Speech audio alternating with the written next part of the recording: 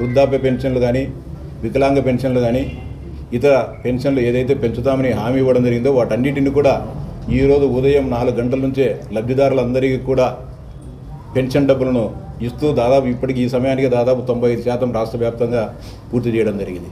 అంతేకాకుండా mega DS ఇస్తామని చెప్పి 16,347 పోస్టులను మంజూరు చేసి ఈరోజే టెట్ అర్హత పరీక్షకు సంబంధించి కూడా నోటిఫికేషన్ ఇవ్వడం జరుగుతూ ఉంది. గతంలో జగన్మోహన్ రెడ్డి గారు 6,500 పోస్టులు మాత్రమే ఖాళీ ఉన్నాయని చెప్పి నోటిఫికేషన్ ఇచ్చిన పెద్ద మనిషి ఈరోజు దాదాపు 10,000 ఉపాధ్యాయ పోస్టులను ఈరోజు ఎక్కువగా ఇవ్వడం జరిగింది.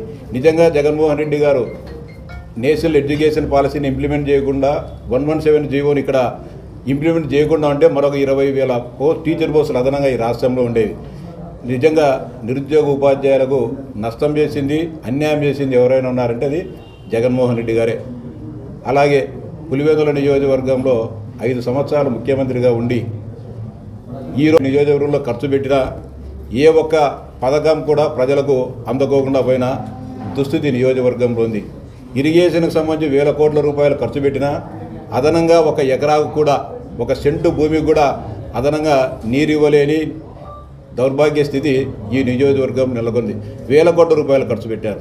రాజశేఖర రెడ్డి ముఖ్యమంత్రిగా ఉన్నప్పుడు మైక్రో ఇరిగేషన్ ప్రాజెక్ట్ అప్పుడు ప్రారంభించి మధ్యలో ఆపేశారు. దాని కొనసాగింపుగా జగన్మోహన్ రెడ్డి దాన్ని 5 సంవత్సరాల పాటు కనీసం 50 సంపులు కానీ కట్టలేని దుస్థితి జగన్మోహన్ రెడ్డి గారిది.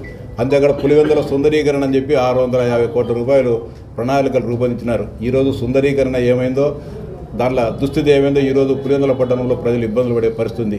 ముఖ్యంగా వేంపల్లి పట్టణంలో ఎప్పుడో 2020లో ప్రారంభించాల్సిన భూగర్భ డ్రైనేజీ కానీ రోడ్ల విస్తరణ కానీ 2000 ఎన్నికల ముందు 2 నెలల ముందు ప్రారంభించి ఈరోజు అస్తవ్యస్తమైన పరిస్థితిని తీసుకొని రావడం జరిగింది. ముఖ్యంగా జగనన్న హౌసింగ్ 8,000 ఇళ్ళు, దాదాపు 8,000 ఇళ్ళు మంజూరు చేస్తే దాంట్లో 4,000 మంది లబ్ధిదారులు, అనర్హులైన లబ్ధిదారులు ఉన్నారు. నేను సాక్ష్యాధారాలు సహా జిల్లా కలెక్టర్ గారికి, జాయింట్ కలెక్టర్ గారికి చూపిస్తే వీళ్ళంత అనర్హులైన లబ్ధిదారులని మీడియా ముందు దానిని చెప్తే విచారణ కూడా చేయలే. ఇటీవలనే ముఖ్యమంత్రి గారిని కలిసి ఫిర్యాదు కూడా చేయడం, దాని విన్న 4-5 రోజుల్లో విజిలెన్స్ విచారణ జరిపించి ఎంతమంది బోగస్ లబ్ధిదారులు ఉండేది కూడా తేల్చడం కూడా జరుగుతోంది. అంతేకాకుండా గండి క్షేత్రంలో జరిగిన అక్రమాలపైన కూడా ఇప్పటికే విచారణ ప్రారంభమైంది. పులివెందుల మున్సిపాలిటీలో కూడా గతంలో ఎప్పుడో జన్మభూమి కార్యక్రమం ద్వారా చేసిన కానీ అంతకుముందు 2019 కంటే ముందు సిమెంట్ రోడ్లు వేసిన వాటికి పాడా ముసుగులో కోట్లాది రూపాయల తప్పుడు బిల్లులు సృష్టించుకొని స్వాహా చేయడం జరిగింది. అంతేకాకుండా వేంపల్లె పంచాయతీ పరిధిలో కూడా విచ్చలవిడిగా దోపిడీ చేయడం జరిగింది. వీటన్నిటిపైన కూడా పాడా నిధుల దుర్వినియోగం పైన కానీ, మైనర్ ఇరిగేషన్లో జరిగిన నిధుల దుర్వినియోగం పైన కానీ మేమందరం కలిసి ఖచ్చితంగా మా ముఖ్యమంత్రి గారి దగ్గరికి పోయి ఎక్కడైతే అవినీతి జరిగిందో వాటిని మైక్రో లెవెల్ ఆడిటింగ్ చేసి నిధులను స్వాహా చేసిన వారిపైన కఠిన చర్యలు తీసుకోవడం కూడా జరుగుతోంది.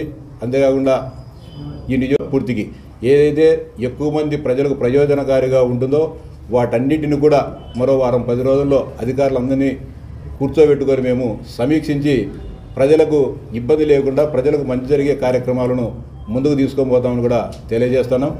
ఖచ్చితంగా ఎలాంటి కక్ష సాధింపు చర్యలకో లేకపోతే వేధింపులకు ఎక్కడ కూడా పాల్పడకుండా పులివెందుల నియోజకవర్గ ప్రజలను మన్నలను చూరగొనేదానికి తెలుగుదేశం పార్టీ యావత్ యంత్రాంగం అంతా కూడా ఐకమత్యంగా పనిచేసి ఈ నియోజకవర్గ ప్రజల కష్ట సుఖాల్లో పాల్పంచుకుంటూ నియోజకవర్గ ప్రజల మన్నలు పొందుతాం. మరిన్ని వీడియోస్ కోసం ఛానల్ ని సబ్స్క్రైబ్ చేయండి. లేటెస్ట్ అప్డేట్స్ కోసం వాట్సాప్ ఛానల్ ని ఫాలో చేయండి. అండ్ లింక్ డిస్క్రిప్షన్ లో ఉంది.